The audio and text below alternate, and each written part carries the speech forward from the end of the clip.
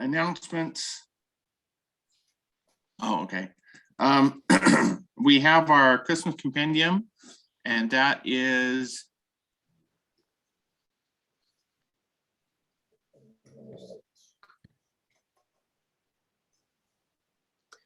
you've muted. Muted. sorry, I'm even pushing the space bar. Oh well, I should pay more attention to what's going around me.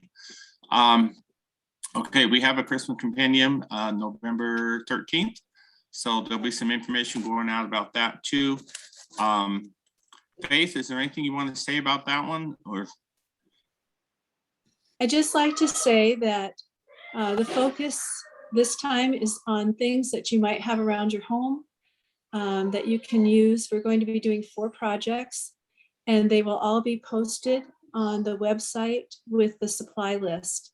And so we're really looking forward to it. It'll be from 10 to noon on Saturday, November 13th.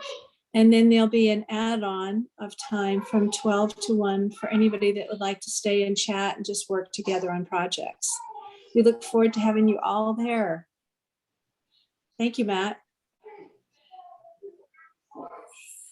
no worries, you bet. I'm glad you took care of it. There's some really fun ones. Faith showed us what was happening, and Janice is also going to be showing us something also. So it'll be fun, and someday we will be able to meet in person. When, oh gosh, I didn't realize my hair was so yucky. Oh, okay. My sister is in from Kentucky, so I woke up going, okay. And so it was good to chat with her for a few minutes before we do some things. So, okay, let's get started because I want to give Connie as much time as she needs. Are you there still? I'm still here.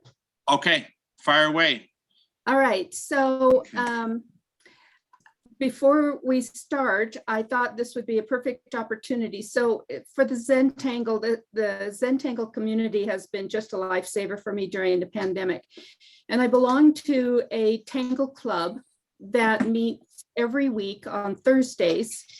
And it is moderated by Joanna Quincey, who lives in Wales, who happens to be the daughter of Alan Quincey. And so I got to know Alan in this Tangle club, and I thought I would invite him to our meeting because he has the unique perspective that he has been a calligrapher for years and years and years. And he just recently became a certified Zentangle teacher as well. And he tangles with us every Thursday morning. And so I thought when we were talking about it, he said that he had also done some experiments with Neuland. And since that was the last meeting, I asked him to share some of his Neuland perspective and to give you some of his history as a calligrapher. And so I'm going to ask Brecken to turn it over to Alan.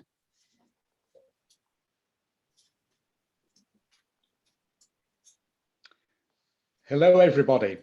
It's good to be here and nice to meet you all. I'll try to give a very brief background because I don't want to go on too long. I want to talk more about the lettering than about me. Yes, I've been a calligrapher for a long time. I had my first lessons in calligraphy when I was 10 years old, when I went to grammar school. So that was 80 years ago. You therefore know that I've just passed my 90th birthday. I spent my adult working life as a teacher of children and a graphic designer in industry, where calligraphy just fed through everything all the time. The interesting connection with Zentangle is that I acquired the connection through calligraphy. In the 1980s, I was attending a residential calligraphy workshop in the southwest of England. It was led by a man called Peter Thornton. Does that mean anything to any of you? Peter Thornton? He came and did a workshop with us a few years ago. Excellent. Right. I know Peter very well. He now lives in the USA. And I was attending this workshop, and to my astonishment, there was about 12 Americans arrived also in this workshop. And I kept in touch with 2 or 3 of them afterwards. And gradually, this always happens, some of them fade away, but one and myself kept in contact. And that was a lady called Maria Thomas. And Maria ultimately developed the Zentangle method of drawing, which Connie will introduce to you. So Maria and I have now re-established what at one time was a lost friendship, and that was quite fascinating. So broadly, that's my background. Perhaps I should say that I'm a member of the Calligraphy and Lettering Arts Society in this country. There are 2 main societies. One is the Society of Scribes and Illuminators that's been going since the 1920s, and the Calligraphy and Lettering Arts Society, which began late 80s, early 90s. I can't remember the exact date. And I have been made an honoured fellow of that society. Sounds rather grand. It means that I've contributed a lot to the lettering arts over a number of years. So that's, broadly speaking, my background. What I want to talk to you about is Neuland and its originator. Now, forgive me if I'm telling you stuff that you know already, but I'm just going to presume that you know very little. Neuland was designed by a German in the 1920s, a man called Rudolf Koch. He was born in, I think it was 1876, and from an early age was interested in drawing and lettering forms. In particular, he was captivated by black letter and campaigned hard for it to be the one kind of lettering that was used throughout Germany instead of Roman letters at all. He loved it so much. And during his early years, he was also a great illustrator.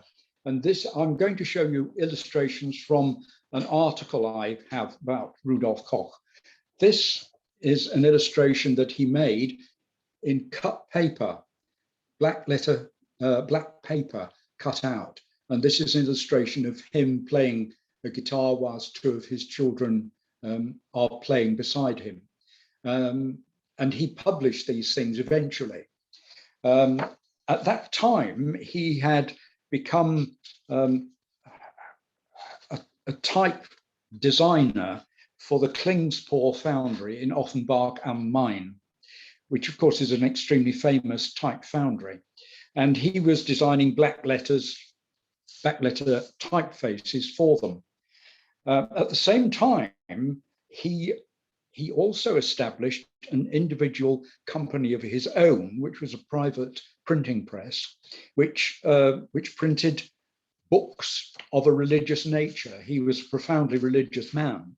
And all of the books that he printed were from wood blocks, not from typefaces. What he did was to follow the principle of the early medieval printing, and that was to take a piece of wood and cut the entire text of a page on that piece of wood and print from it. To give you an example, I'm going to show you 2 more. That's an example of one, or a part of a page from a book that he printed. And this is another. This one came immediately after the First World War. You can see at the bottom, there is a portrait of him. He had to join the German army when he was 38 years old, which must have been pretty harrowing. He was wounded twice, and was in hospital twice, and left the army in 1917. So he didn't see out the full length of the war, but he survived it. And I gather from what this article tells me, this illustration, a wood block cut which he made, is of his boots, his army boots, which were devastated by a hand grenade thrown by French soldiers. And I presume that was one of the reasons why he was injured. I'll show another one of these wood blocks.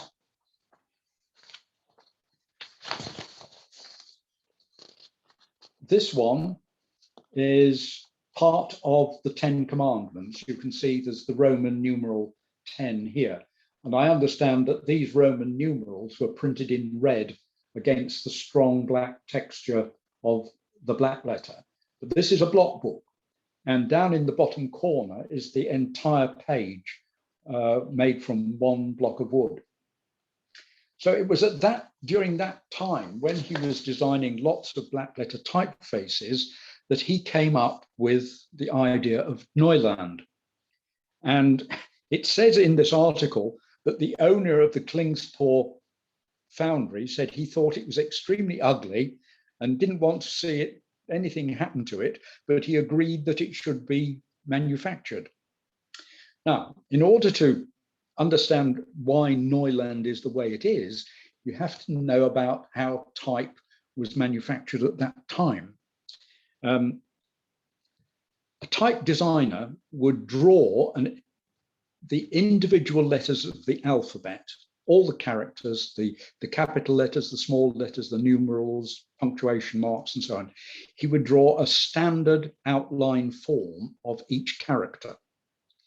That set of drawings was then passed to punch cutters, who translated those drawings into all the separate sizes of type that were going to be manufactured and sold. And then from those miniature drawings which they made to each size of type, they cut punches in steel. The punches were then driven into a softer metal to make small molds, which are called a matrix. And those individual matrices were then, molten metal was poured into them to cast individual pieces of type by the millions in order to satisfy the printing industry. That was how the process worked. However, when Rudolf Koch decided and designed Neuland in his mind, he did no drawing. So he had no drawings to pass to the punch cutters. And the conclusion he drew was that he would cut all the punches himself. But bear in mind, there is no standard drawing. Neuland is up here. It's in his head, in his mind. And the comparison between that page I showed you of the 10 Commandments and Neuland is shown here. The rich, dark texture of this black letter is replicated in the rich, dark texture of Neuland. You can see why he was doing that. He wanted to have that kind of quality in the appearance of Neuland. Now, the difference then that happened, and as calligraphers, you should be aware of this, that he cut, I said he cut the punches himself, but he cut each separate size of Neuland type individually without a standard drawing to refer to. So he cut it directly from hand and eye coordination. And that meant that every set of type sizes of Neuland was subtly different. So I've got something here to show you. This is two pieces of Neuland. The top one is 20-point type. The bottom one is 18-point type. I've enlarged them here so that you can see a direct comparison. And if you look from one side to the other, you can see, for instance, that the letters C are totally different in the 20-point from the 18-point. Compare the G's. They are not the same. Look at the center of the letter P here and compare it with that. In one, it is slightly triangular, and the other one rather more so. Look at where the tail of the Q occurs. in a different place in each of those two sizes of type. That is the significant thing about Neuland. It is not a consistent form of lettering. However, the computer industry, being what it is, has sanitized it. And these three lines here, I'm sorry, are a computerized version of Neuland. And somehow all the irregularity and character of it, in my view, has disappeared. If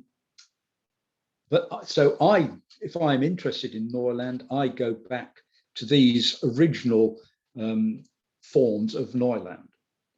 But bear in mind that as calligraphers, this form of lettering was not based upon pen strokes. It was based upon Rudolf Koch cutting into steel metal, nothing to do with the pen at all. So when calligraphers started to look at Neuland and say, I like the weight, I like how it contrasts with, say, italic or roundhand or whatever else, Roman capitals, whatever it is you choose to compare it with, you can't really make Neuland because it's not based upon pen strokes. So I put my thinking cap on and decided this is the way you've got to think about it. As calligraphers, you will know that in the main, when you are writing any particular style, the angle of your edged pen should be consistent, or as near to consistent as possible. You might have to change the angle if you're writing a sloping stroke, and you may have to change the angle if you're writing some of the curves. But in the main, the angle remains consistent. So that was my starting point. Rather arrogantly, I called this form of lettering Quinland. Bit cheeky of me, but that's what I did. And this is the exemplar that I developed. The pen angle is absolutely horizontal, never deviates from the horizontal. All the pen strokes come down from the top. None of them move to the side. Everything is a stroke made like that. With a curve, it comes round to one side or the other, but it always starts at the top. The pen remains horizontal and comes down. And what I hope has been achieved is a weight of lettering, which is something like Neuland in its quality, but it is not Neuland, because this one is based upon pen strokes, whereas Neuland is not. You will notice, by the way, to get the heavy weight, the height of the lettering is 2.5 nib widths. You can see that is marked at the beginning of each of those lines. So that's my proposition, not for today, but if you want to make a text of some kind which has Neuland qualities about it, then perhaps this is the answer for you. It might be something worth exploring. What I can do is to send this to Connie. And is that all right, Connie? I send it to you, and then maybe you could pass it on to the UTA group. Just to give you some idea of how I use it, a couple of examples of how I used it. I did this, combining it with condensed Roman capitals. You might not know that quotation. See, snowy, flowy, blowy, showery, flowery, bowery, hoppy, croppy, droppy, freezy, sneezy, breezy, freezy. That is it indicates the weather, apparently, in each month of the year in Britain during the 18th century. And it was written during that time. So it's quite flashy, really, considering that. Do you get it? Snowy, flowy, blowy. Obviously, snow in January, February, flowy, means a lot of rain running about. March, blowy, a lot of wind. April, showery, that's obvious. May, flowery, it's when all the flowers come out. June is bowery, when crops begin to appear, and so on. So that's how I used my Quinland with Roman caps. I also used it with rather wider Roman caps there. I think that's a brief quotation from Chaucer, hence the funny spelling of iron. And more recently, I was asked to do a specimen alphabet, and I did this. The word alphabet in the center is in the manner of Quinland, and all the stuff surrounding it is English roundhand. I don't know whether you use this, but in the UK, we use this form of lettering as the basis for teaching calligraphers, and we call it the foundation hand. So that was a specimen alphabet with a bit of Quinland stuffed in the middle. I'll show you one other thing, which is going to link to what Connie is going to do in some ways. Zentangle combined with lettering. This part of the lettering is knife cut. That is to say, it's a piece of blue paper where the background to the lettering is cut away. The blue is then mounted on a green piece of paper, and so that shows through the spaces. The two then are mounted on a white piece of paper, and there is then decoration applied around as a border using Zentangle methods. And one final thing before I stop rabbiting on, because I can see that I'm probably overstepping my 15-minute limit.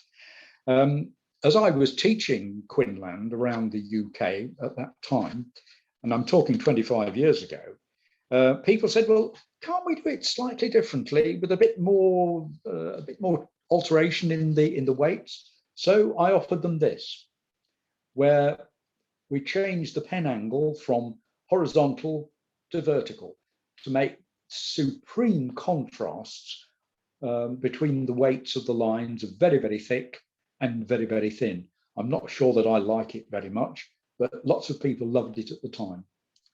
So that's Alan Quincey's review of Neuland. And over back to you, Connie. Thank you, Alan.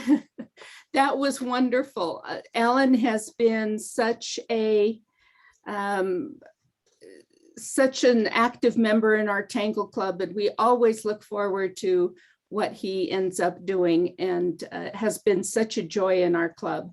So one of the things I wanted to share with you was, you know, the Zentangle community. And so I saw some questions in the chat, and we'll get to this part about the basic methods of Zentangle.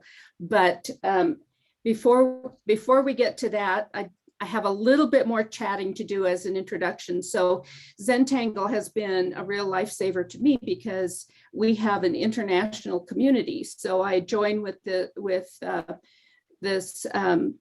Tangle Club from Wales on Thursdays. And then I have taken classes from teachers all over the world, and wanted to show you some of the artwork that is called Zentangle inspired art, because the Zentangle method is a very particular method that we have outlined here. But of course, as artists, we kind of expanded it. And so I have some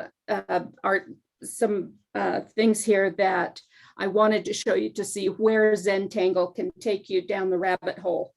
So this is, once you learn the patterns, so Zentangle is a method where you learn structured patterns and then you use them in your artwork. And sometimes it's very, you know, you can have it as part of a design, and sometimes you just do it as a free flow meditation. So this was a design, and each one of these little squares is a particular Zentangle pattern. And we have named all these patterns here. And so each one of those we'll learn some of these today, but this is what you can do with them. This is another one. Once you get into the color, you can use the Zentangle pattern then to add color and different art media. This is teacher is out of Florida. Then you can take it to the extreme, and I don't know if you can see this. So this is the Zentangle, and it's hiding a little frog. So I don't know if you can see that frog there in the middle that we kind of hid in the Zentangle. This is a teacher out of Germany, and she put together this class to create this. And you can't see it here, but it's actually, I don't know if I can tip this. It's it's three-dimensional. This is a teacher out of Japan, and this one's shiny, so you can see. I went to town with the glitter pins on that one. This is one I recently took, and the whole perspective of Zentangle, and people look at this and say, "Oh my gosh, I could never do that." The whole proposition of Zentangle is anything is possible, one stroke at a time. And so that's the whole background of Zentangle, is that you learn to do it stroke by stroke.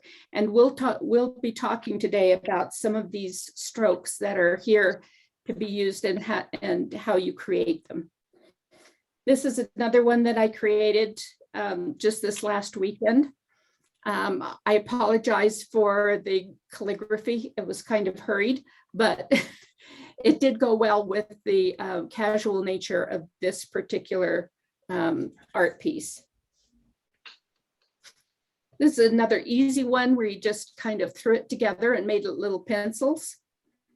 And then this was a teacher out of Amsterdam, and she was teaching the different colors of the Delft blues.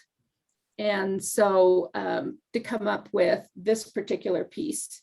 And then I took what she had taught us about Delft blue and then created this. This is what we call a pre-strung tile, and then went on ahead to create this particular piece.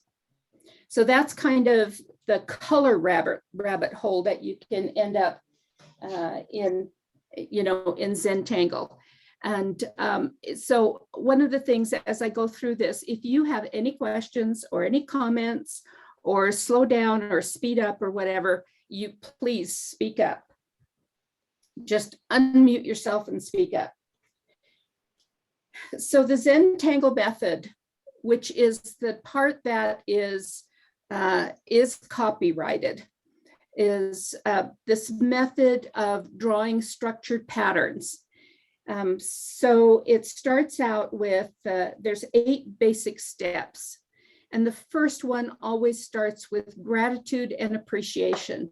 And so as we sit here with, you think of the things that you are grateful for, because that is very much part when you're doing a meditation. Then the next thing you do is you go with corner dots. And we do the corner dots. We do the corner dots on a 3.5 inch tile. So we start out here and we put dots in the corner. And I'm going over this way because we're going to take a slightly different approach once we start. And then the next thing is you draw a border. And so you draw your border, and this is called the elegance of limits. And you'll notice that everything I'm doing is freehand. So all of that artwork that I showed you, that was all freehand. No rulers, you just get in there and do it.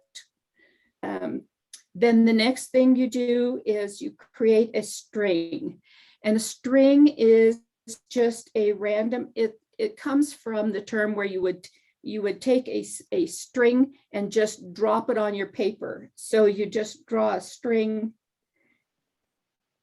and create it like this.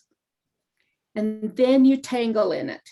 So that's when you start applying your what you've learned in these patterns, and put them in a random manner. When you're done to your satisfaction, you put your pencil down at this point, and the rest you do in ink. So the tangling is done in ink, and then you come back to your pencil and you shade the different patterns. Then you initial and sign it, because you take credit for all of your work, and then you appreciate it again. So it's very much an appreciation and a method of meditation and drawing without expectations. So some of the things that we practice when we do Zentangle is that there are no mistakes. So we do it in pen, we do it with no erasers, and whatever comes up is what should be there. Sometimes you'll like it a little bit more, sometimes you'll like it a little bit less, but it's the actual act of drawing that is really the fun part of it. So Matt had asked me to layer Zentangle on top of Neuland, so that you could start using a combination of both Neuland and Zentangle.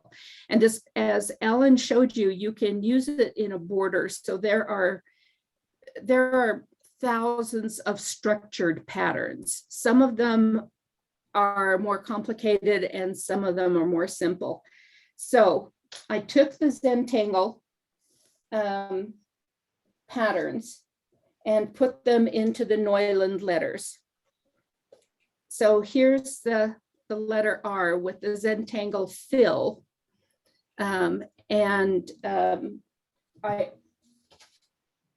also created, and these I'll have Liz put these up on the calligraphy website as well. So here's the letter R. You can see that it's got a little pattern in here, and then it is shaded. And so the shading makes all the difference. So I have created here this letter R. Now the unique thing, we'll just get the R there. So the unique thing about Zentangle is that if anything is possible one stroke at a time, you have to know what strokes to do. So here are the instructions to make the R. And so the R here just uses, the red indicates the first strokes.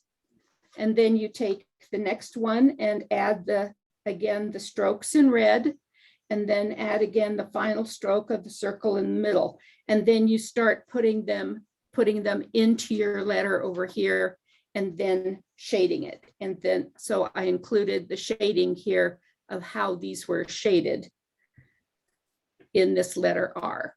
So that's how you could use this particular tangle called Tripoli to create this letter R. Then we have the letter A here. Let me go and find my letter A. So here's the letter A. It's on I put it on a card, and then I copied the card here so that you could see it. So this is just one square. It's called cubine.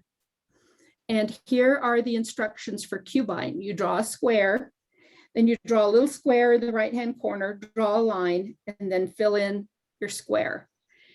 Just those simple strokes, but then you start putting them into a pattern here, and then you get this three-dimensional effect by the shading. So you'll get these sheets at the end of class. Here's the letter H. So I've done actually 2 H's, and I did them in two separate ways. So this is what we call a grid tangle. This is called Huggins. And I started over here, and I wanted to show you that you can make it small or you can make it large. And so I started with that small and then had it grow as it grew over to the left. And so this is another way that you can fill in your skeletal letters after you've created them. This one on the right is a more free-flowing pattern. It's not a grid pattern. It's just start drawing. And so we have here what we call Muka and then Knightsbridge. And it gives you a completely different look. So this is much more organic, even though this bridge is much more structured and much more concise. So, and this one, like I say, is on a grid pattern.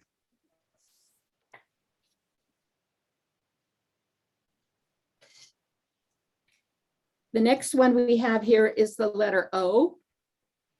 And this one is interesting because it's, so here's the instruction sheet for the letter O. This is what we call a fragment in Zentangle. And it is created by creating a square here, and then just drawing your swoops out of a corner, putting what we call feet on them, and then filling in those feet. And then you take this pattern and you flip it so that here's the one square, and then here's the square turned in the other direction. And then you alternate that all the way around in your squares and then shade it. And so that's what creates this kind of a pattern. Here are your instructions for the H, for the Neuland, on how to draw it. It's called Huggins, and then how to fill it in. And then you end up with this pattern. So anything is possible if you just do it one stroke at a time. So here is the letter M that is picking up on 2 patterns.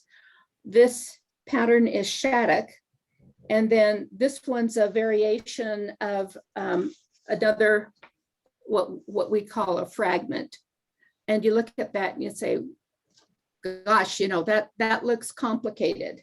But again, here we look at it one stroke at a time. So here's the Shattuck, here's the letter M, here's the Shattuck, and you draw 2 lines, and then you start drawing circles or partial circles from the corners, and then you get this pattern. And then you just shade it along the sides and shade it right here where they cross each other. This one is actually such a simple pattern. All it is you start with a square and you do the swoops off into each corner, but you make sure you swoop in each direction. This shows how you start putting it together when you've got multiple squares, and then you put feet on the end of each of the swoops. And then that's how it creates this. Now, so having said that, what this also is you're kind of taking liberties with the Zentangle method, because I get rid of all of my grid, the grid that I've created. I use an eraser to get rid of the grid. So I leave that in pencil.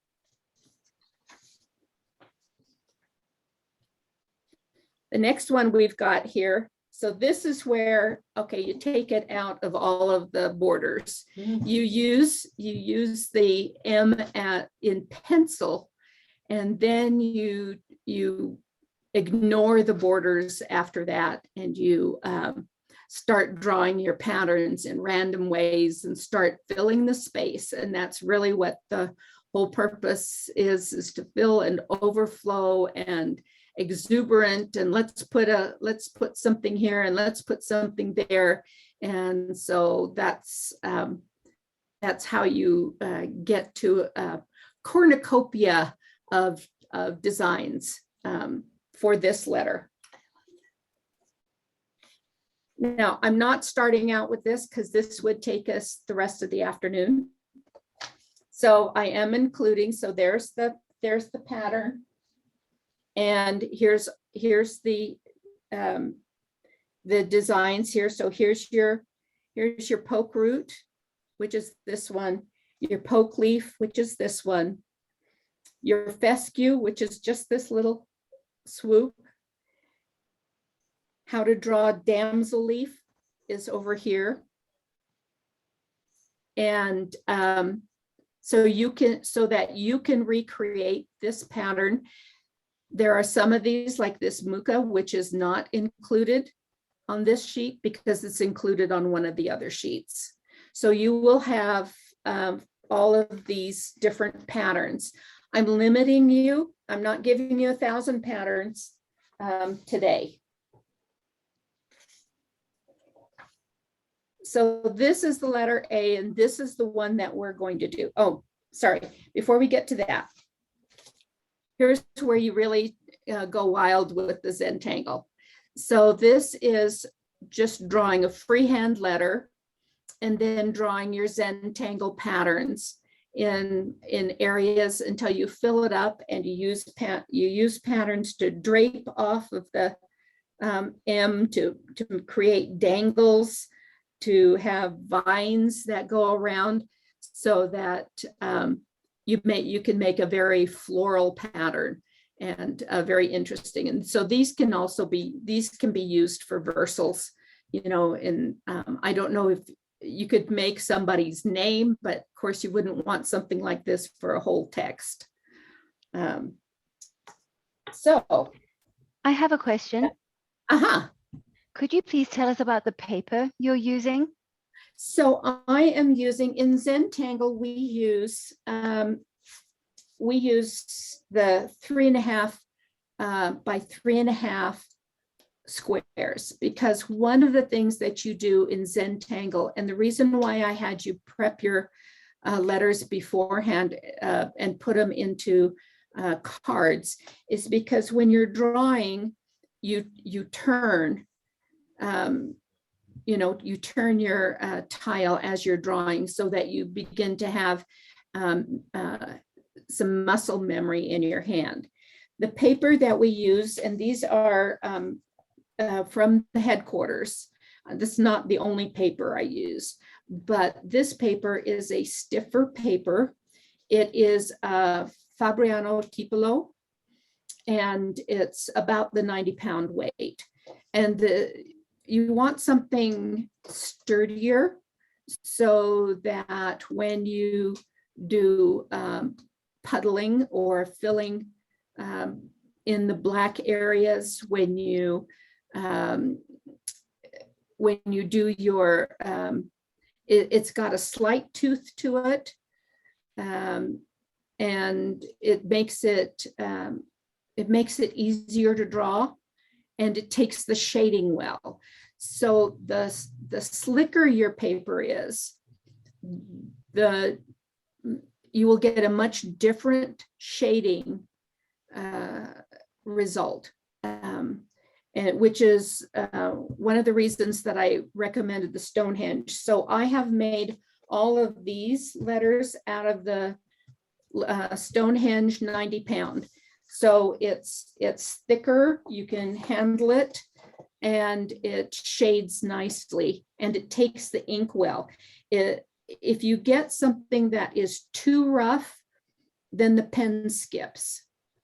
And so that was why I recommended this paper. Having said that, if all you have is computer paper, it will still work. So when I was putting the class together, I created this. As you can see, it's got my hand scratches all over it and everything. So this is computer paper. And this is the A that we're going to do today. But it worked It worked fine. Does it work the best? Not necessarily, but Zentangle isn't, it's very flexible as to, you know, what your tools are. So if you didn't have time to round up some Stonehenge, grab a piece of computer paper, and you can use that. If you use the whole sheet, it'll be more difficult to turn, but you know what? You can do it.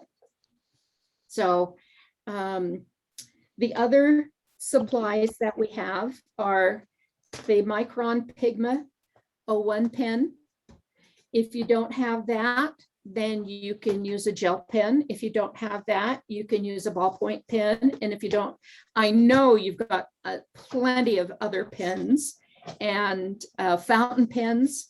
They work as well. You can use those, but a fine tip will help you get the results that I'm teaching today.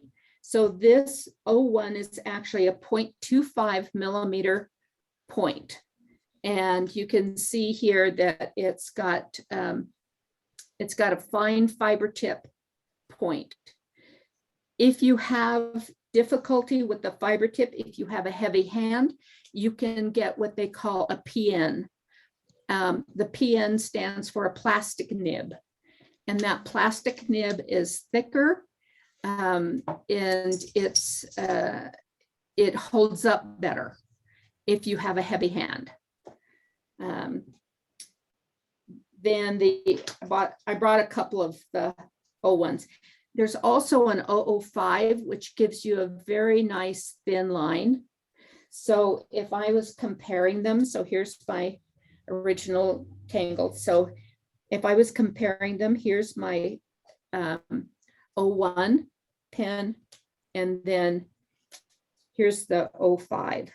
You can see it's much thinner. So it can give you very delicate lines. You can actually go in and shade corners using flicks with using an 05. So you can use that. The other two things that I asked you to bring was a pencil, a 2B pencil, because we're going to be doing shading, and make sure that this pencil is pointed. And then the tortillons. Now there's no substitute for the tortillon except for a paper stub. So the paper stub, do you have any stubs, Janet? I do, but it's. Yeah, that's a stub. Okay. So this is the paper stub. The difference between this and the tortillon is if you look at them, you see the difference in that point. So the point, when you're doing the shading, having that point makes a big difference into how your shading comes out. The stub is much thicker, and trying to get it to a point, it can be harder, and it crushes down a lot easier. And when we use the tortillon, we're going to be using the side to do shading. So can you use it? Sure. There's a lot of people that use stubs. They use this. I think they have problems getting tortillons in Europe and in England. So a lot of tanglers use the stubs.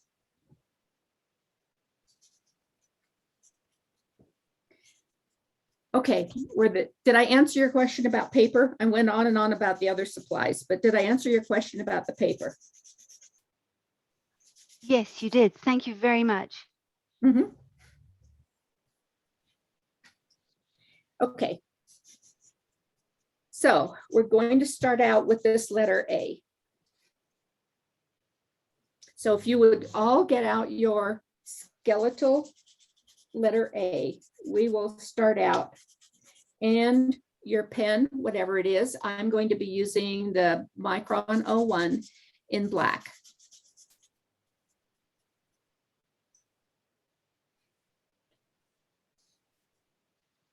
Okay, we're going to start out, and you're not doing it in pencil. We're going to be doing this in pen because it's Zentangle.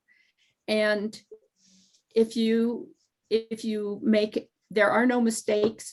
If you do something other than what I'm doing, it's an opportunity to branch out and see what you can make out of it. All right.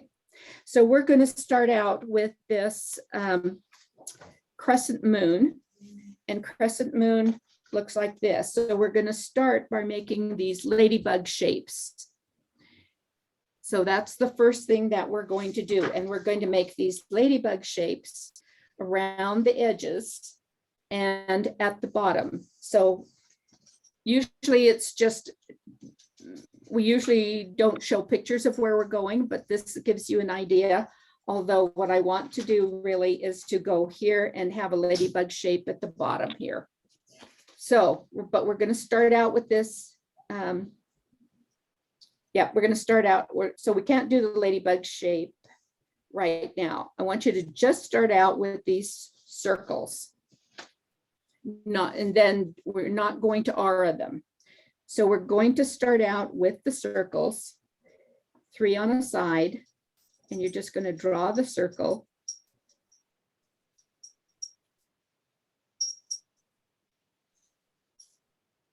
I'm going to put another one here. And then we're going to draw 3 on the other side. And you see how I'm turning, how I keep turning my tile. That's because you get the muscle memory for your hand.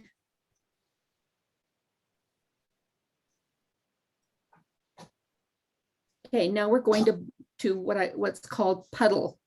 So you're going to go in and you're going to black these out because we want them to be black. If you do this in a circular motion, you get better coverage. They do make larger pens, and you can buy an 08 or you can buy a brush pen.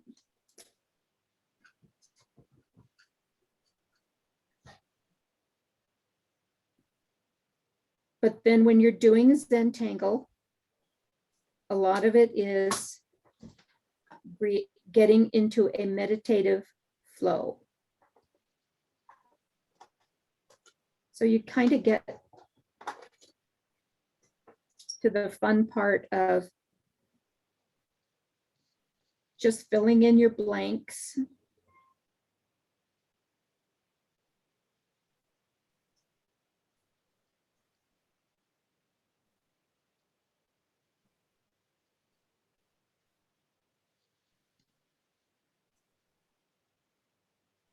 A lot of tanglers will listen to audiobooks while they're tangling.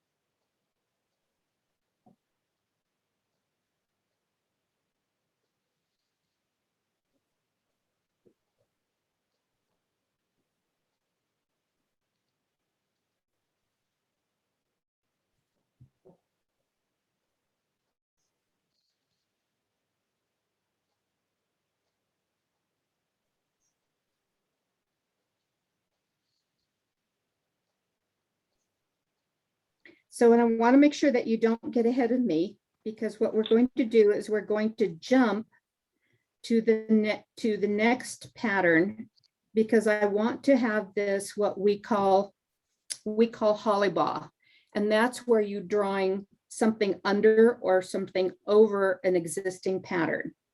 So we're going to go in and we're going to draw this flower called henna drum. This is a modified version of henna drum. So this is the pattern henna drum here. So it starts out like crescent moon, but then you end up putting flower petals on the edge of the crescent moon, and that makes the henna drum. So we're going to do that here. So we're going to draw from corner to corner here a semicircle, and fill that in.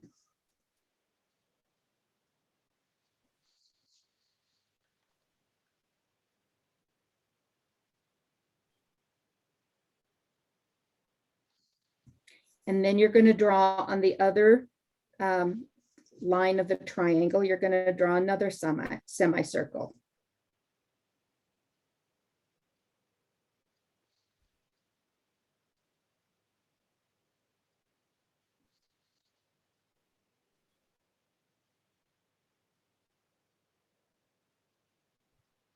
And then for the third side of the triangle, you draw another semicircle.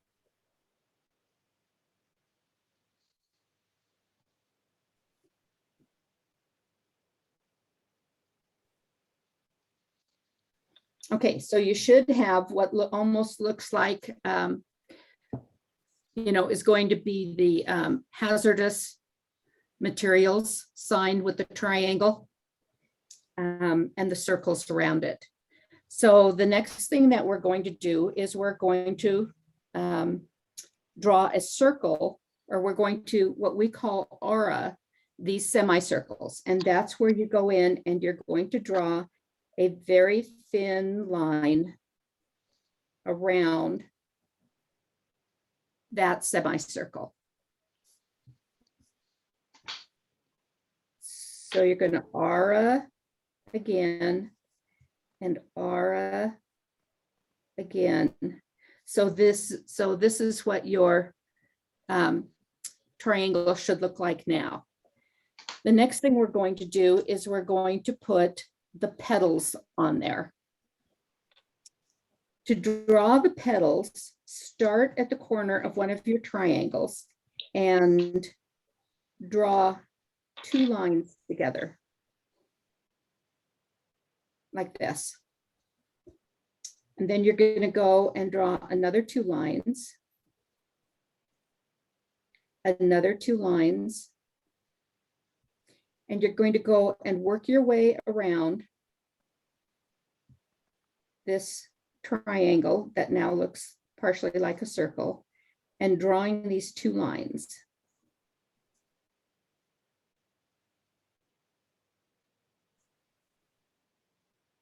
Till you have what almost looks like spokes.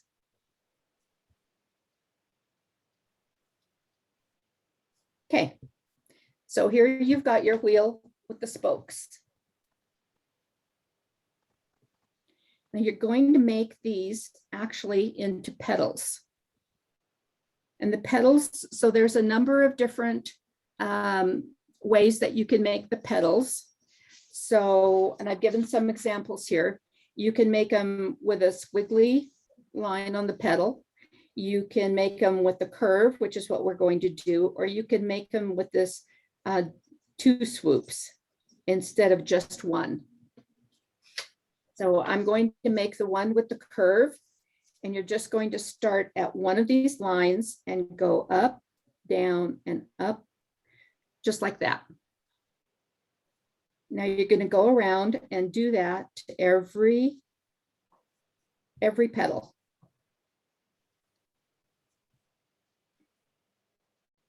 And you're going, obviously you're going in between the spokes that you've just drawn, not the narrow part.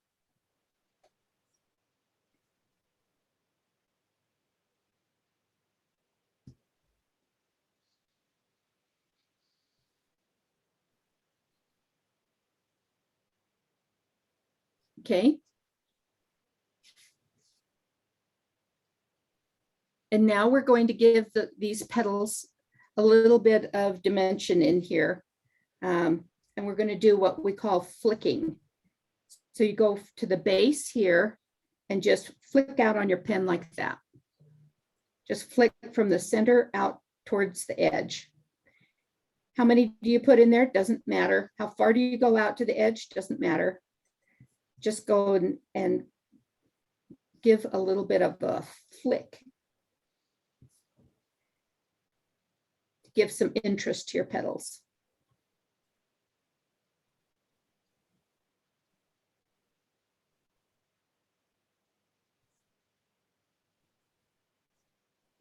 So Alan mentioned Maria Thomas, and she and Rick Roberts developed the Zentangle method.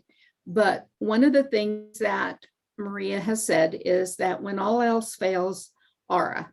Well, we're not failing, but we're going to put in an aura on these petals. So on the edge of your petals, to go in and draw an aura or a little thin line around the edge of the petal.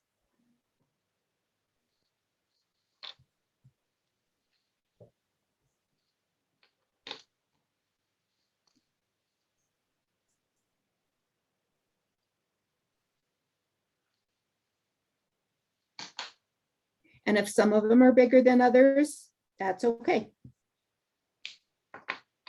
It's what we call adding character.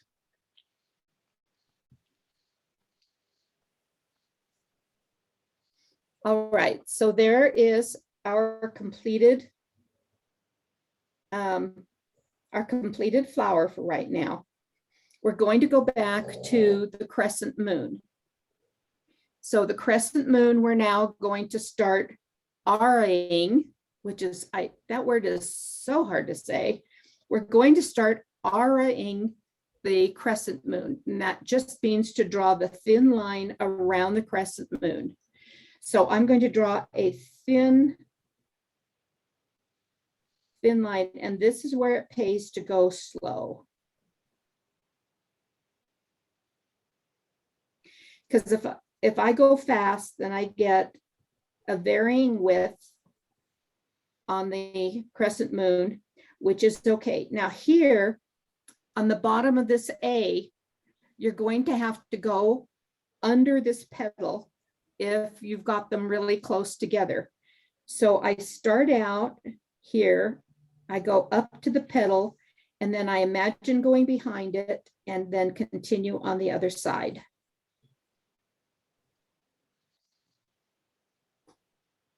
So we're going to make this thin line on all of the crescent moon.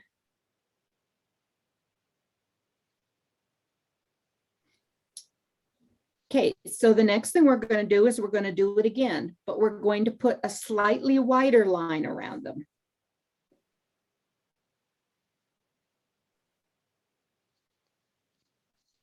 So here's the wider line.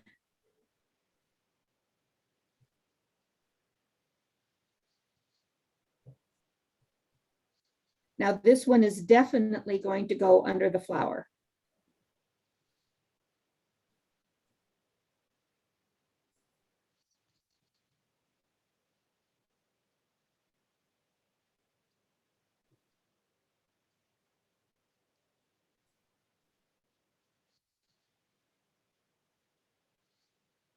Now you can see I've got some varying widths here, and that's okay.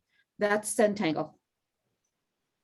Then we're going to make one last line around it, and we're going to make this one even a little bit thicker. So I'm going to make this a little bit wider.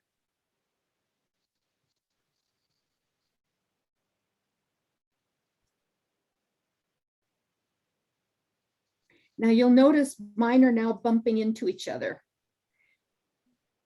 So I imagine that it's gone behind, which we call holly-buying, and start from there so that it creates this overlap effect. So one more wide aura.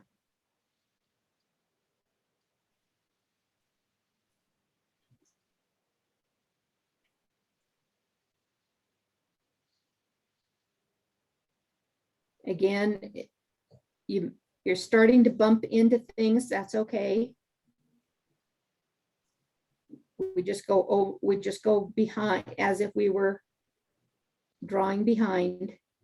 All right, so now we've got these crescent moons, and we have our henna drum in the middle.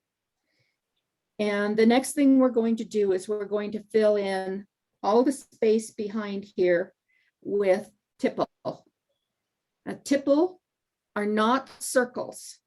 there are no circles in Zentangle. We draw orbs. And the reason we draw orbs and not circles is because circles give you the impression that it has to be perfect. It has to be circular. Orbs can be just round. If it turns out a little lopsided, it's okay. So we're just going to draw larger orbs and smaller orbs. And the way to get a selection of it is to start with your larger ones. So it's like filling the jar where they say put in your large rocks first, and then put your smaller rocks in, and then put your little even smaller rocks. So that's what we're going to be doing. We're going to start by just randomly drawing orbs. So here's an orb, here's a larger orb. I'm going to put another orb over here. I'm going to put another larger orb over here. And I'm going to go around and fill this background with the larger orbs.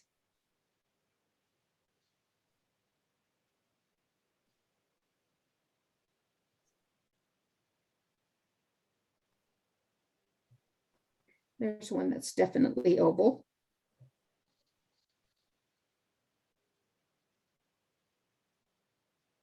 All right, so there I've got a selection of larger orbs because some of them are egg-shaped and some of them are oval and some of them are almost round or almost circular, but not many. So then I'm going to go in and I'm going to start filling it in with maybe some smaller orbs, but not small ones. So touching each other, we're just putting in smaller orbs, just randomly putting the smaller orbs in.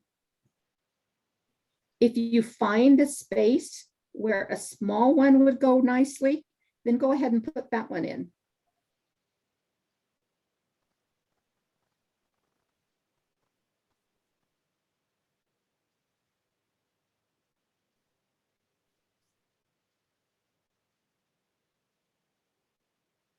So here's a nice place for a smaller one. So the rest of these are going to be a mixture of medium-sized to smaller. If you find that you've got a big open space, then maybe you want to put a larger one in there.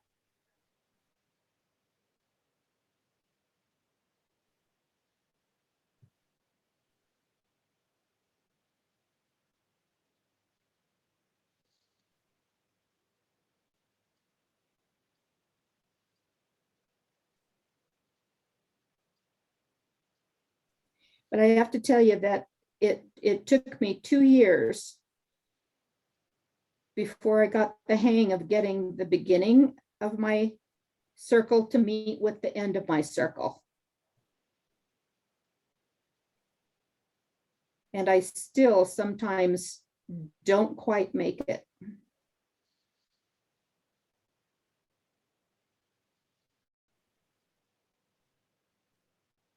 And then you end up with a little tail inside your orb.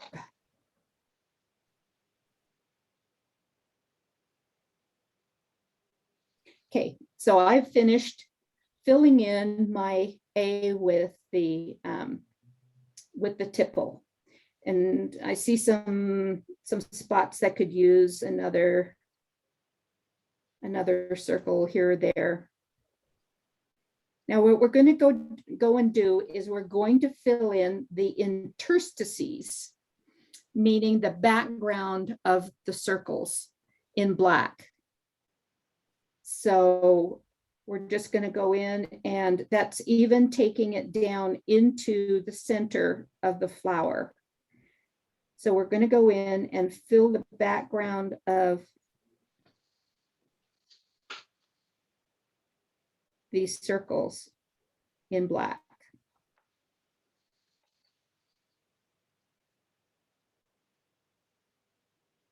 If you find that there's another place you want to put another orb, then go ahead and do that.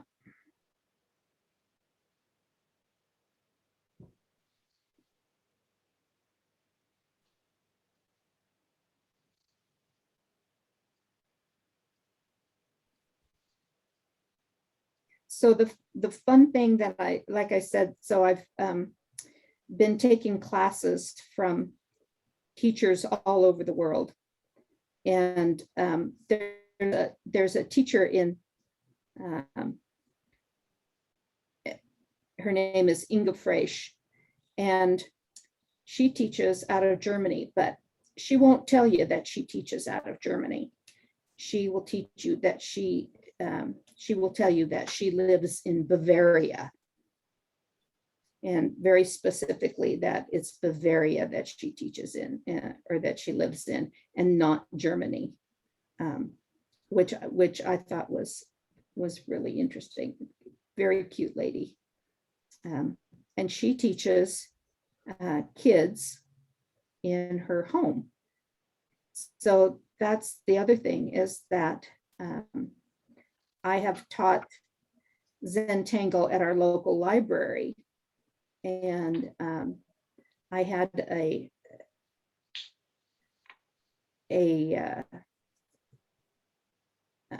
couple, I guess you could call them a couple, a grandmother and her granddaughter come in. So grandma was 80 and granddaughter was 8.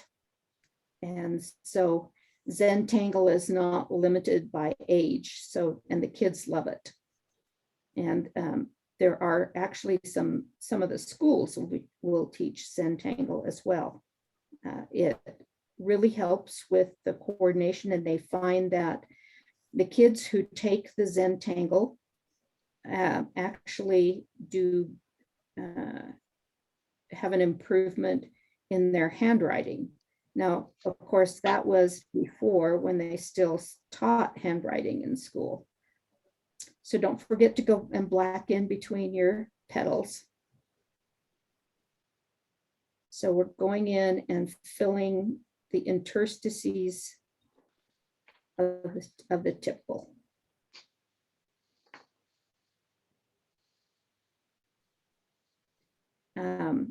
Another class I took was with a lady named Stephanie Van Leeuwen. And she teaches out of Amsterdam, and she actually just lives a couple of miles from the town of Delft. And so she was teaching some of the Delft techniques. The one that I showed you was actually another teacher, Marguerite Samama, who also lives in Amsterdam. So you can imagine that with these classes, the trying to get a time zone when teachers and students can get together has been a challenge. So we do a lot of recordings, but we have people who will attend the class at 2 o'clock in the morning. We've got teachers and students of Zentangle who live in India, and it's very interesting to see the differences in the style and the technique between the teachers in India and those in the US or in Amsterdam. So those in India really like mandalas. And so you get a lot of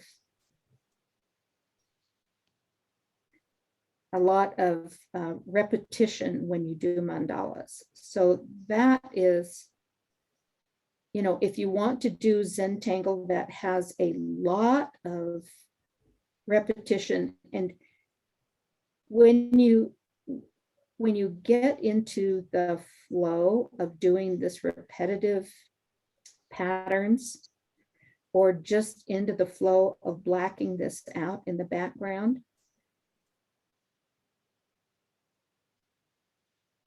You don't have to think about what you're doing. You just know that you're filling in the black, and you just keep going until it's done. And I'm getting to the point where I'm almost done. I'm getting into the foot of this A.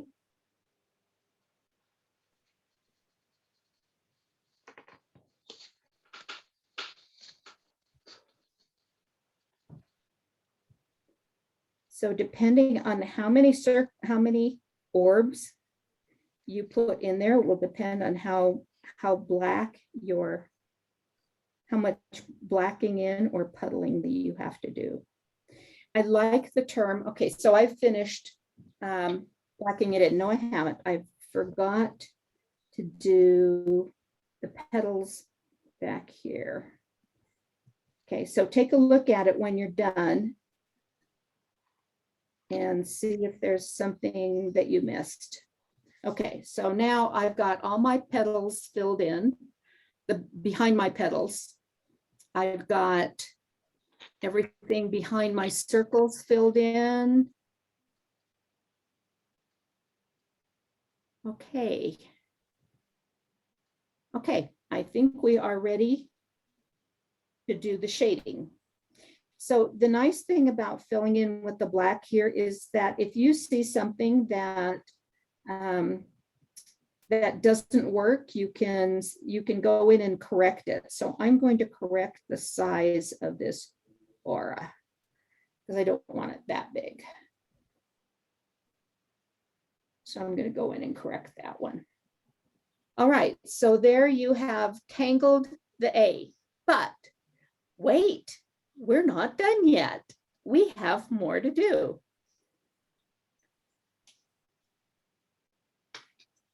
So I'm going to wait a minute to let you finish.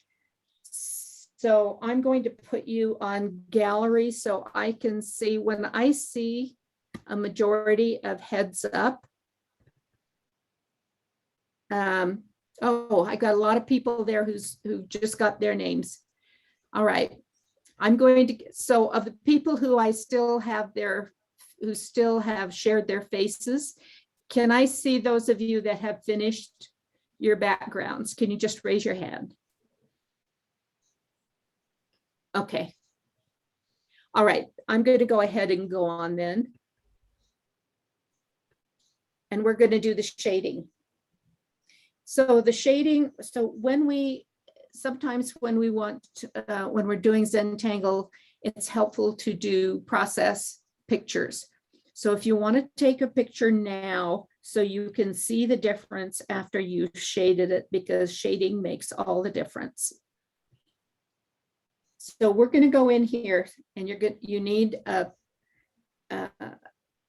in Zentangle, we use a short pencil. So it's only about this long, but you come up and you grip it and it fits into the palm of your hand. It also makes it harder to see on Zoom. So I'm using the 2B pencil. Now, when you're shading, there are 3 steps to creating a shade in Zentangle. So if you can take a scrap piece of paper or turn your tile over, and we call these tiles because they look like ceramic tiles. They're the size of a ceramic tile. We call them tiles. So if you take your tile and you can turn it over, so you can do a little bit of practicing before we start on our letter A. So when you're doing the shading, you're going to shade by, let's do along the line here. You're going to take the shade here. So here's your line that you're going to be shading. And you create a thin line by doing a circular motion with your pencil. Okay, so you make it thick like that. Then you take your tortillon. Now, if you have had a traditional art class, you know that you just shade by either increasing or the pressure or decreasing the pressure, or by creating hatching or something like that.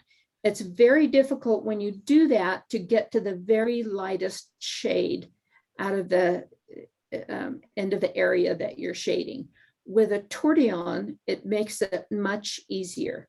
So you're going to take your tortillon, and with a circular movement, you're going to start bringing that graphite out away from that circle.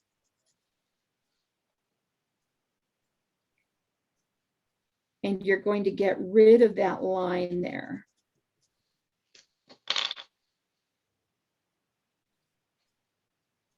So you see how, and you're going to move away from that line. And the more you move that graphite away from your line, the lighter that shade gets.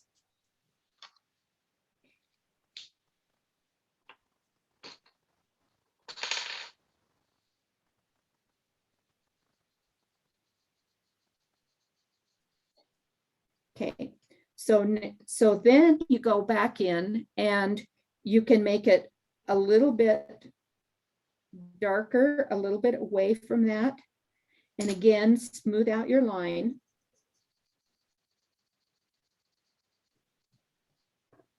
But the most important one is the first step where you make the shade out as far as you want. And then this last step where you go very close to where you put the shade originally, and you put another darker line in. And then you just smooth it out, but you don't smooth it out to the edge. You just smooth it out back and forth, so it doesn't even look like there was a line there. And you can see what dramatic shading that can give you.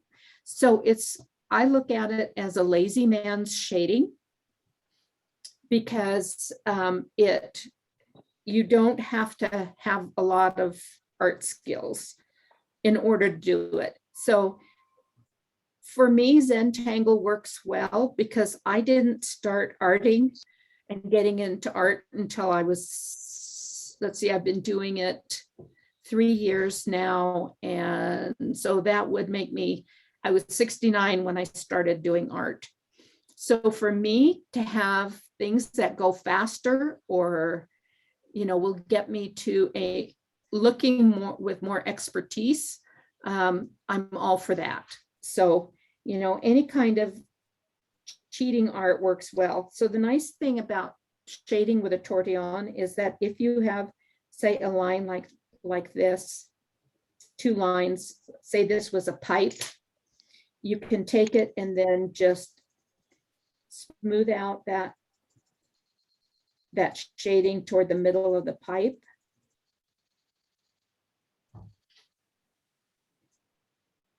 And immediately you have a 3-dimensional pipe. It looks like, like a tree branch, or it looks like a metal pipe or whatever. And so it goes a lot quicker than using your pencil to do the shading. The more exacting technique that real artists, and I don't consider myself a real artist, but that the real artists look. So what we're going to do is, now we're going to start here. We're going to start on our crescent moon. So we're going to start here at the edge, and we're going to put in that thin line. Don't go use your graphite on the black, because it will make the black shiny. And so we skip over that. We only go on the edges over here. So I'm going to put some here.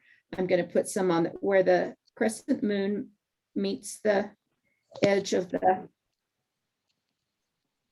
letter. And I'm just going to put a thin line of graphite here, because I don't have to take it all the way out, because I'm going to use my tortillon to take the graphite into the center of that crescent moon. So we're going to put the thin strip here, and now take your tortillon. And this is where, you're going to be using the side of the tortillon. So you start with your circular motion again, So circular, circular, and you're going to be buffing it out towards the middle of that crescent moon, towards the arch. So you start out with the circular motion, and then you can go to a straight smoothing out as you move up the arch.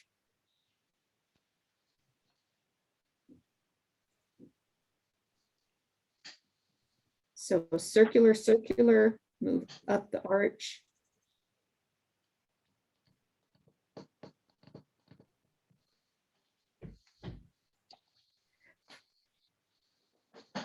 Circular, circular, move up the arch.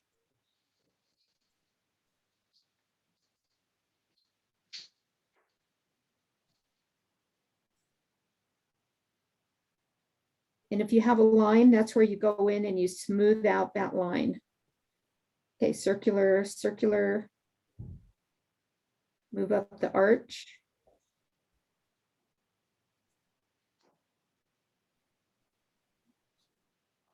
So I have found that, you know, depending on how particular you are, that the shading can take as long as drawing your patterns. So circular, circular, move up the arch.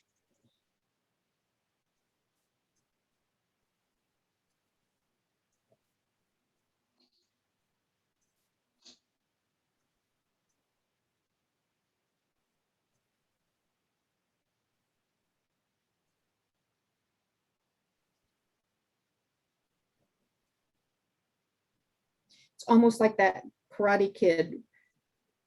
Rub on, rub off, rub on, rub off. All right, so now we've got the crescent moon has been shaded. We're going to go back in and we're going to draw that thin line on the very edge to give it that additional depth of shading.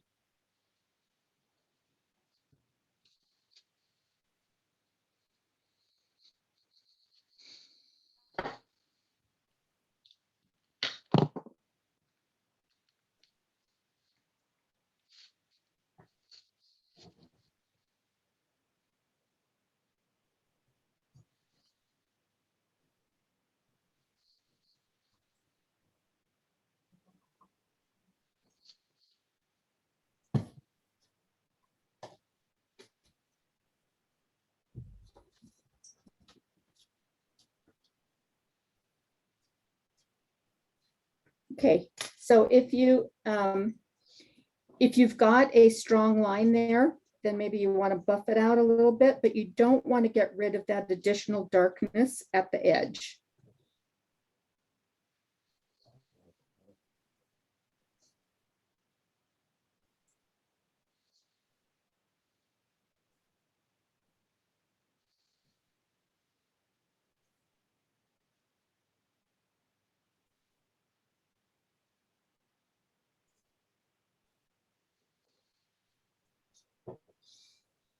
All right, so you can see we're starting to get some dimension here.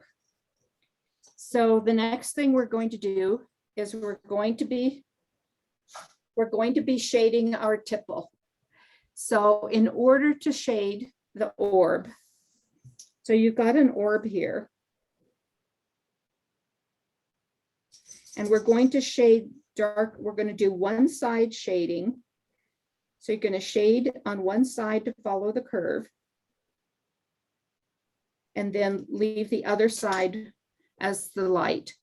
Now in Zentangle, because we are non-representational, we don't use light logic.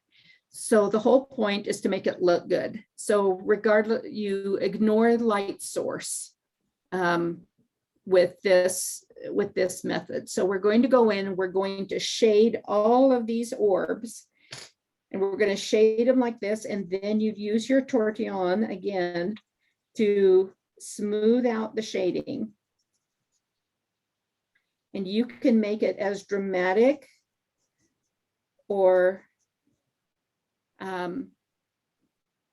subtle as you would like.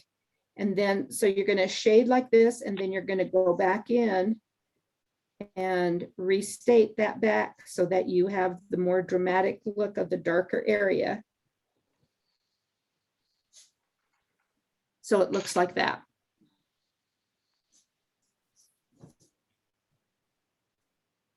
And we get to do all of the orbs. So what I do is I go in and I use my pencil for all of them first, and then I come back in with my tortillon.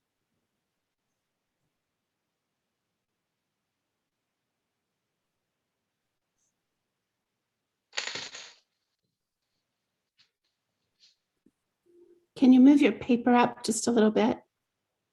Thanks.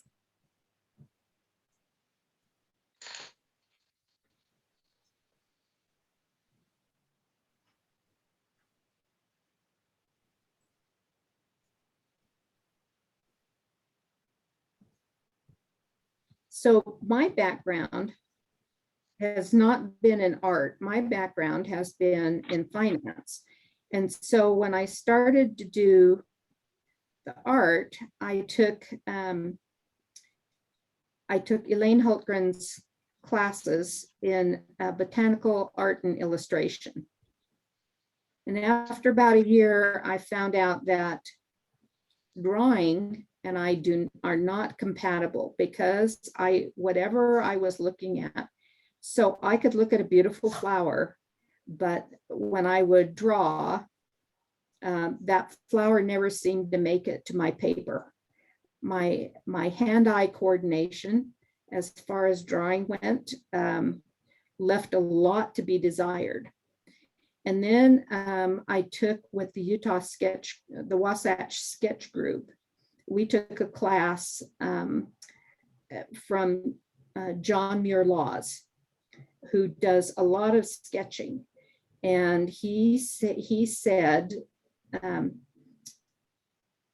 you know, you can get better at anything if you just practice at it. So he called it pencil miles, because of course in the sketching he was using a pencil, and he called it pencil miles. And so the pencil miles is, and I'm sure, you know, as calligraphers, you know that the more you practice, the better you get. For me, however, it was pencil miles are great. However, I don't know how long my road is. And I felt like that, I could get better at drawing, but who knows how long it would take. Okay, so now I have put the pencil in for all of these orbs, and you can already see what a dramatic difference it has made in the piece. So it has gone from a stark drawing to now a more dimensional piece. Now I'm going to go back and I'm going to just rub these out with a tortillon and smooth it out, and you can see it just makes it a gentle.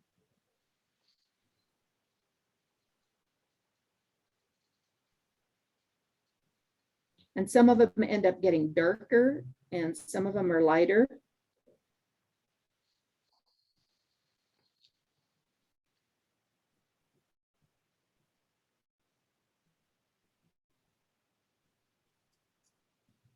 Some of them, sometimes if they're small, they might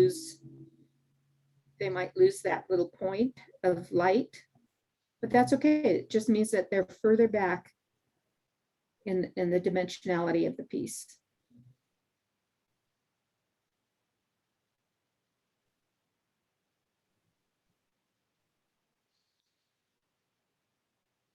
And you don't have to be precious with this.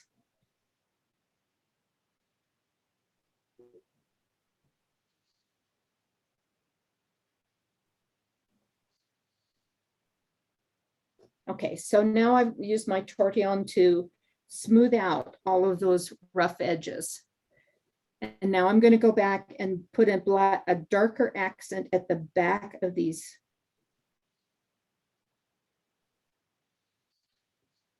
orbs. And this is where really I can end up taking a lot of time. Won't do that today, but you can go back in and make the back edge just a little bit darker. And you can see that the shading, if you make it from very dark to lighter, gives a lot more dimension to the orbs.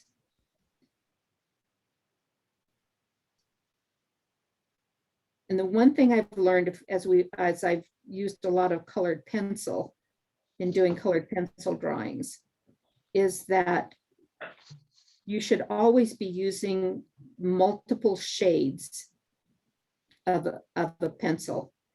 So a colored pencil comes, just like the graphite, comes in 3 shades depending on the pressure that you put on the pencil. So it can be very light, it can be a medium tone, or it can be a very dark tone. And it all depends on how many layers you put in or how much pressure you put on. And even if you're going to do something that is monotone, you should still take advantage of all of those various colors and instead of making it flat. Okay, so I'm almost done here, accenting with the additional dark at the back of these orbs.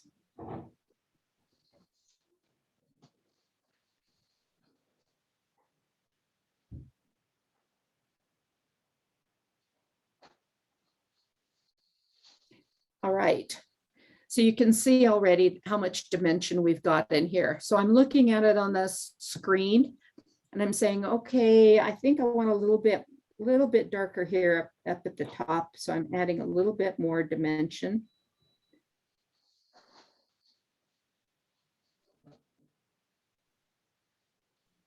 Okay, now you're going to take it and you're going to hold it out in front of you. So just, hold it out, take a look at it and say, what a fabulous job I did. Okay, we're not done yet. So the last thing that we're going to do is we're going to shade the flower here. So we're going to shade at the bottom. We're going to again put in a very dark, small circular motions at the bottom of these petals. And so you can see, this is why I asked that you put these on a tile, is because instead of turning your hand to go around, you turn the tile to go around. It also, when you're drawing, creates the muscle memory.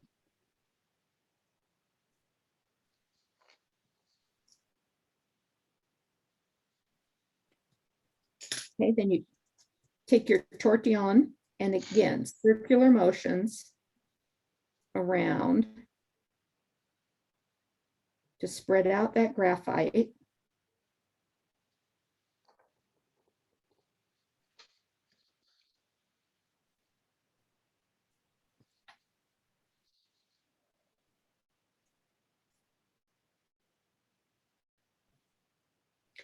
And then to get rid of this line that we have here between the dark and the light on the petal, you're going to, again, flick it out the way you flicked out your pen. So you flick out that shading, so you get rid of the line and you carry that shading out into the petal.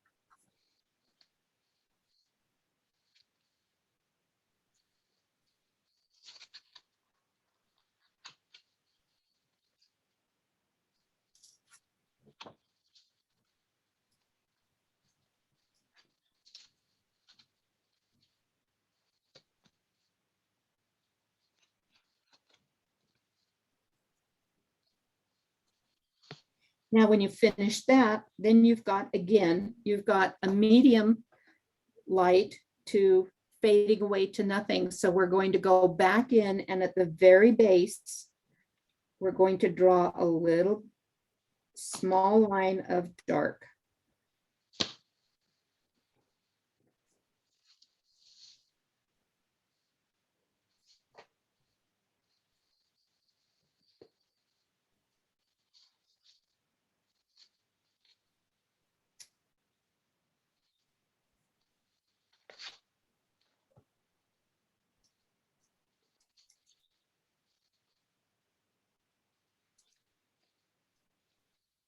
And then we're going to go back in with the tortillon and smooth it out a little bit, but we don't want to get rid of that dark base there.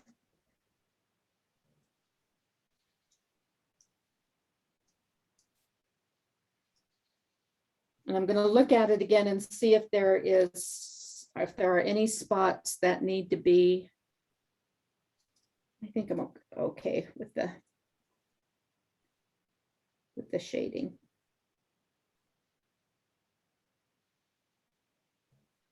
So this is where you look at it and you shade a little bit more, and maybe you take your kneaded eraser and get rid of a little bit if you've overshaded, but it's much easier to shade less and keep adding than it is to take it off. All right.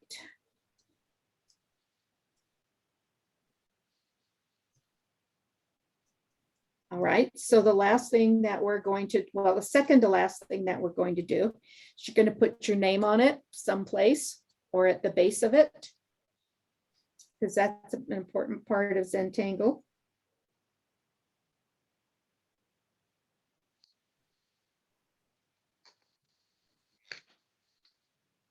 And you're going to take it and you're going to hold it out in front of you and say, isn't that lovely? And really appreciate the work that you've done. And I appreciate you guys for inviting me to come. I hope you found this enjoyable. I know I did. So are there any questions? There's one in the chat. Vicky's hoping that you'll line up all the examples that you showed at the beginning. Maybe zoom out a bit and lay them on the table for us. Yes. You're comfortable. And you will also get this handout with all of the examples and the instructions how to create the patterns. So let's see if I can.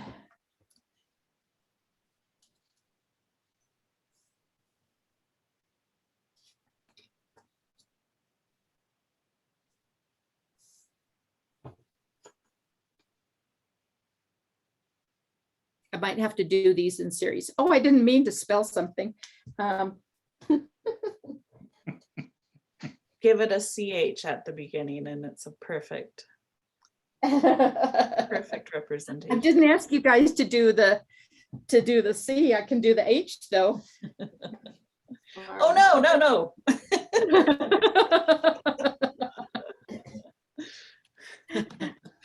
Envision Okay, the so C on the other side. Yeah. So I didn't do it. Anyway, so there's the ARM. When you look at a letter form and decide what you're going to start filling it in with, or are there things you think through before you start, or decide which patterns you're going to use?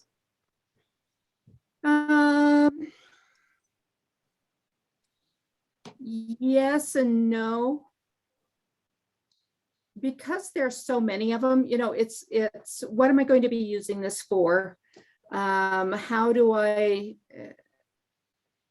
how structured do I want it to be? Because like I say here, if we've got the examples of the M.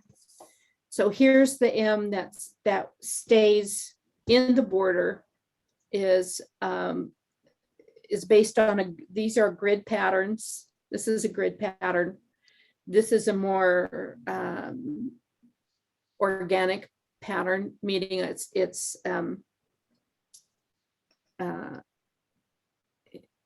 freehand. Then this one is just, oh, let's see what'll fit in that space. Sometimes you have ideas of specific patterns that you want to use. This one's a just go for it. And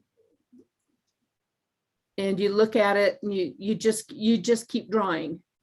And because you do that, sometimes, you know, it doesn't come out just exactly the way that you thought you wanted it to go, and you start over, but that's all a learning experience and it's all good. So it's, you know, like much more forgiving, much more organic. Okay, so I can't read the chats. So, do you want to see the chat? So Carol says, I just noticed that there are some small dots at the ends of the flick marks on the petals of the flowers. yep, sometimes. And Vicky This one there is. Oh. Vicky says, can you also show some of the circular ones? Demoing them, Vicky, or the O again?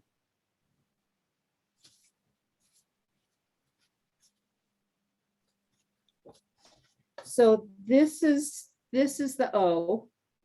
I meant the ones which were in color that you showed when you the friends that you have for your Thursday club. I found them interesting. Yes, those ones. And you. the very first one that you showed as an example was really cool too. I would love to see that one again. Now that you know how you can go about doing it. So this one, let me see if I can get. So how do I get closer with this? Oh, just pull it down. And then that's the focus right there. Okay. Okay, so there's the focus. So here you can see what the way to do this is just to draw your lines.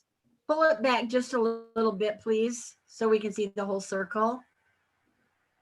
No, up. Is that good? Little more.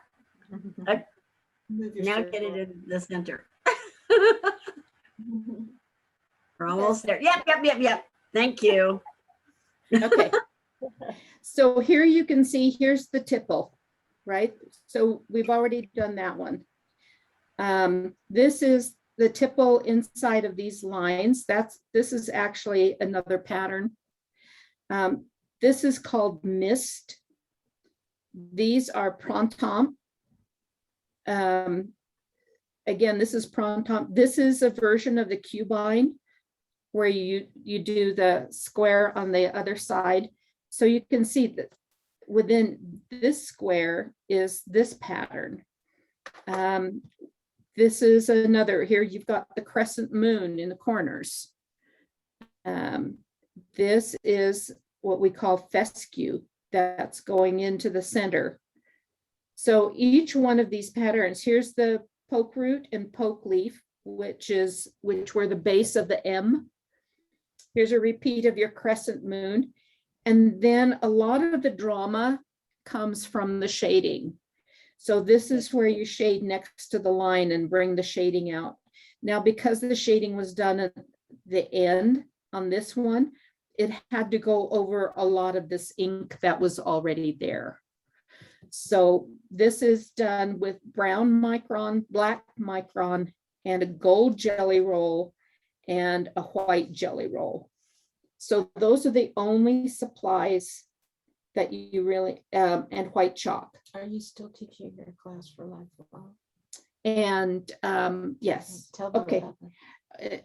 So Janet says I should remind anybody, I will be teaching beginning Zentangle at Lifelong Learning at the University of Utah in March next year. So if you want to go through the actual Zentangle method, 6 classes, and we will be covering a lot more patterns and doing some fun stuff because it's going over St. Patrick's Day.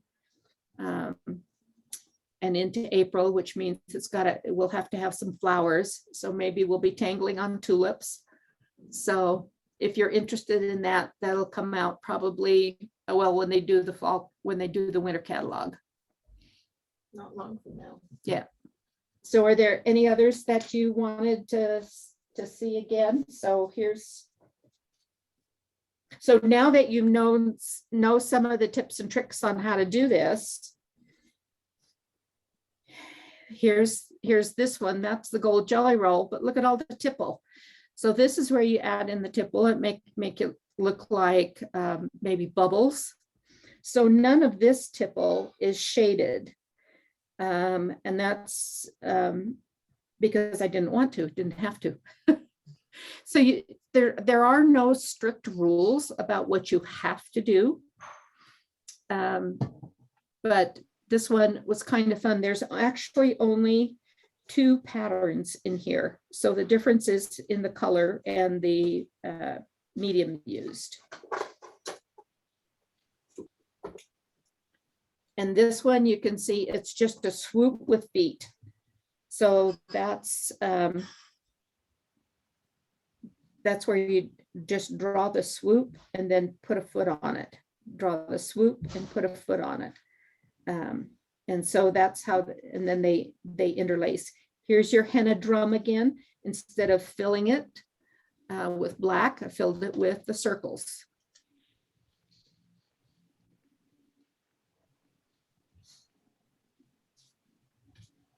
Is there anything else I can show you again? I'd like to see your face because I have your voice and your name, but I can't remember people. Lay on the table. There I am, upside down. Go here. Janet's gonna do this. There I am.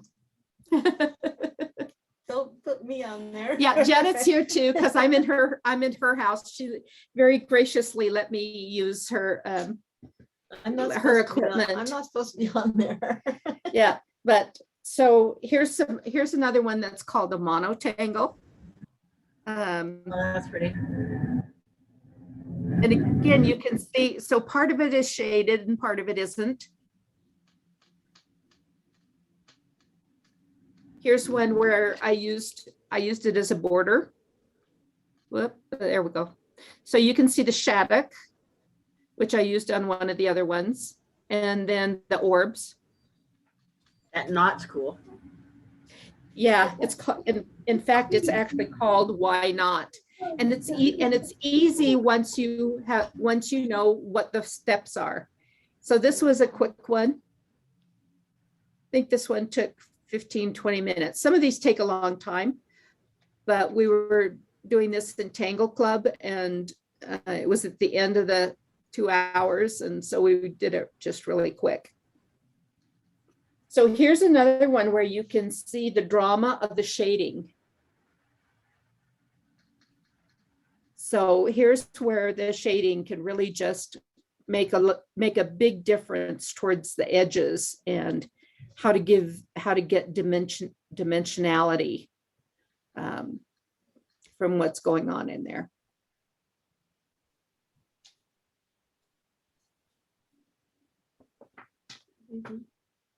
All right. What else can I show you? Janet's mad because I'm showing her, because she's showing up here too. Hey, can you suggest a book, Connie?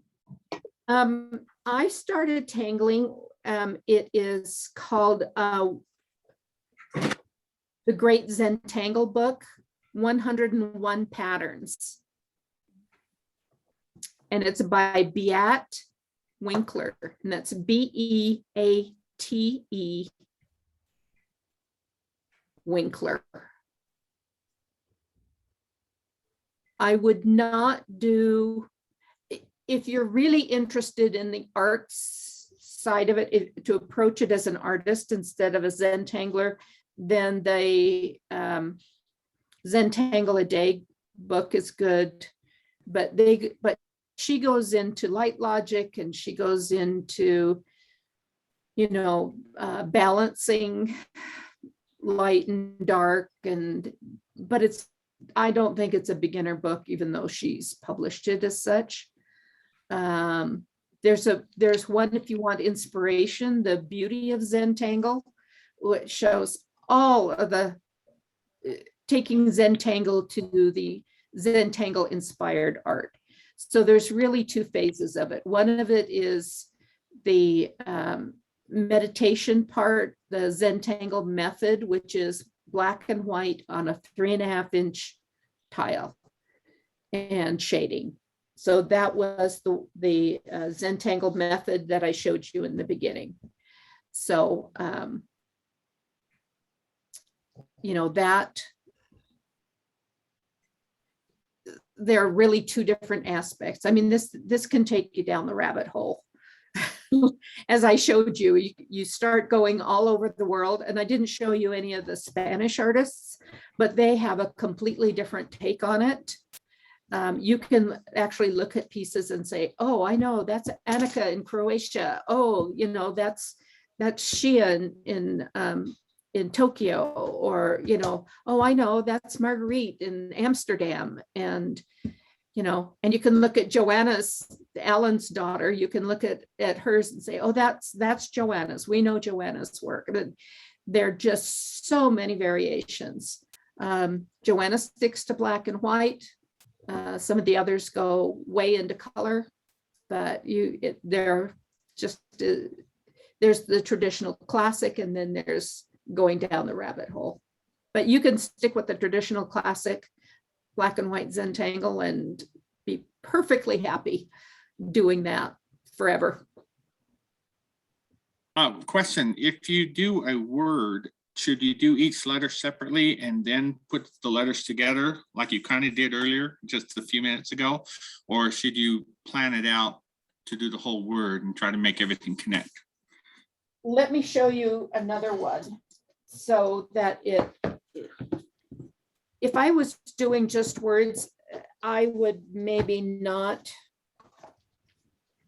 I wouldn't use the very decorative, but I have another one. I have another one here that shows a word.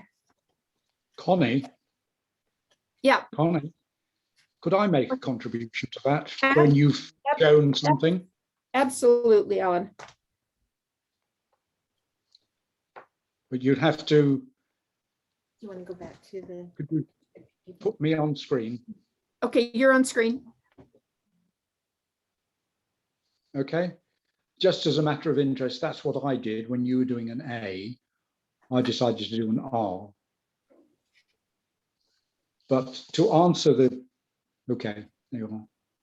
I used the same tangles, but treated the letter differently. But to answer the question that's just been asked, I would say to use this form of decoration for an initial letter, not for a whole word. And when I use Zentangle with whole words, I do something like that. I treat it as a background. This is a double page spread from a small book I made. So I would use it differently for whole words, but if it's decoration within one letter, I would use it as an initial. Okay. Thank you, Alan. Can you put me back on spotlight? or do you want to just, Okay. All right, so here's another one in using a word. So that, again, like Alan said, is to tangle around the word or to make the spaces within the word. But I would use the elaborate Zentangle more as a versal, you know, for the capital letter of a page. and then use your calligraphy, whatever style of calligraphy you wanted for the rest of the page, or to use it as the first letter of a paragraph, but probably not for the whole, for the whole example, for the whole piece that you're doing. Yep. So there really aren't any limits. There aren't any structures, and there are no rules that you can't bend. It's a very bendy art form. But it seems like it can get overwhelming if you're not careful. And it can be very simple also if you let it. So that's why I started you out with 3 patterns, simple patterns. They can get much more complex, and then you can get into grid patterns that you use small patterns, and then you rotate them or flip them. You put them in a square, and you flip that square, or you rotate that square, and it makes what we call meta patterns. So it makes a larger pattern out of smaller patterns, almost like fractals. So that you can, like I say, you can go down the rabbit hole. Can I ask a question? Yes, absolutely. All right, so I may have missed this. I was frantically trying to get on earlier. Did you compare what is being taught as Zentangle in the arts and crafts world as opposed to the Zentangle that you're studying as a meditative type of art? Because I can see that there are a lot of crafty books called Zentangle, but when you talk a little bit differently. So the Zentangle is actually a registered trademark. It is copyrighted. To teach Zentangle, you need to be a certified Zentangle teacher, which I am, and Alan is.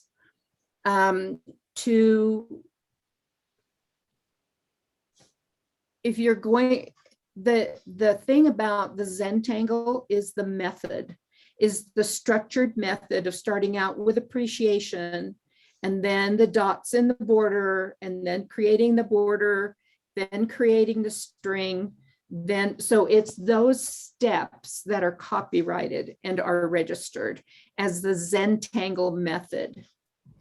So Zentangle really refers to structured patterns. So that's why I say, if I hold this up and I say, okay, this is cubine.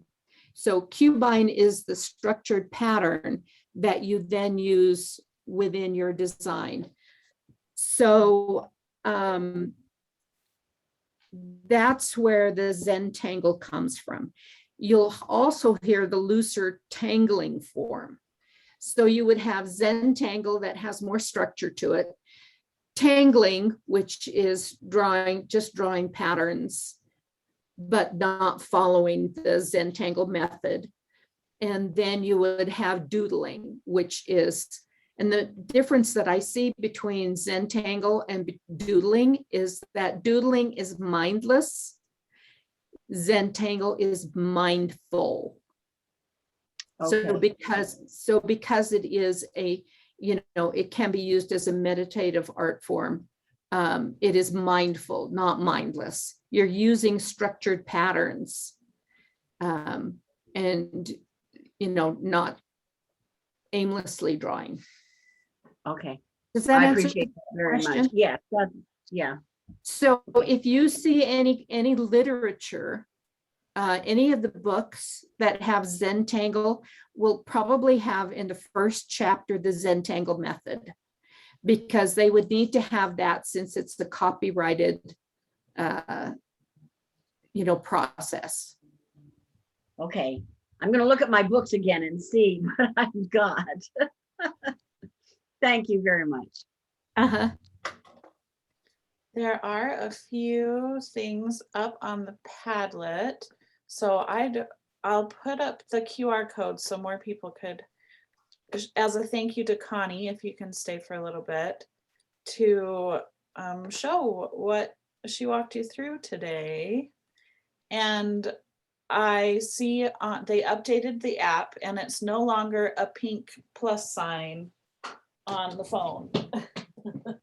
When you get there, it is, let me tell you. Oh, it is still a pink plus sign. The part that changes is after you tap on the pink plus sign, there's a green hexagon with a camera in it instead of the boring old gray camera. So I'll leave that up for a little bit, and then I will share the screen of our Padlet so everyone can see what's been going on. So just hold up, you just get into your camera and hold it up? Yeah. Yep, No, point the lens of your camera to that QR code and a drop down thing will, and if you tap that drop down menu, it'll take you to the website. Oh, there you go. Oh, lovely. Okay, the QR code will be up for 5, 4, 3, 2, 1. And Thank you. You guys are wonderful. Let me share so everyone can see. There we go. So Kelly, is this your orange Hakuna Matata? It's mine. Oh, it's Matt's. That's my Matt. bookmark. Look at that. Is it on Canson? Yeah, Canson orange. They have little sample pages you can buy, and so I did it on a sample page.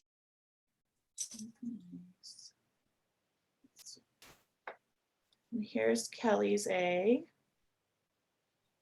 Very pretty.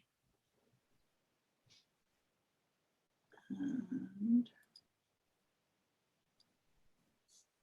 mine. Lovely. And Heather. Oh, very dramatic. And this one, Shelley. Love your flower. So you can see, you don't, same instructions and you get way different, results.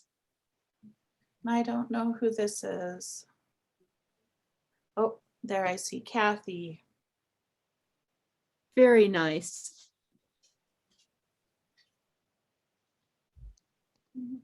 Okay. Hey, Brecken, Uh-huh. my Padlet use is limited, or it says I'm all done because I've shared more than 3 times. Really? Yeah, so I can't get on. Oh. So, But if you would, if y'all would load that, I would love to see your results. And I hope you enjoyed this little exercise. this was fun. Thank you. Yeah, thank you. Really enjoyable. Janice, you could text it to me and I can put it up with your name on it. And because I am using the free version of Padlet and I knew there were some kind of limits, but I didn't know what kind of limits there were. Oh, even more.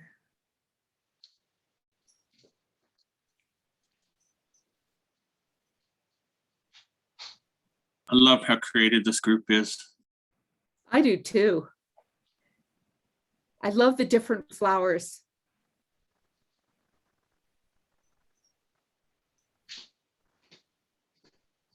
Oh, fun. You Love put this your name flower in the picture. border. So you can see, you could just keep going.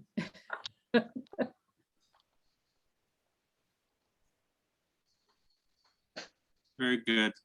Okay, so before we all head out, hold on, my dog.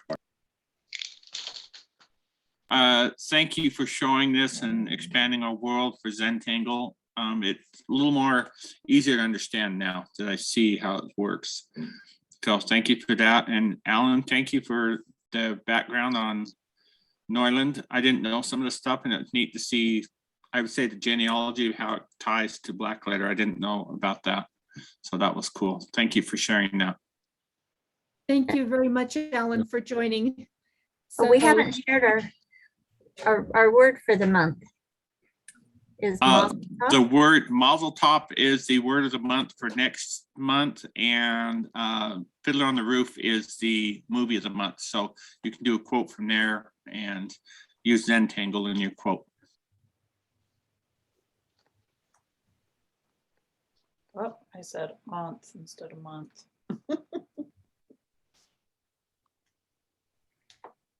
Okay.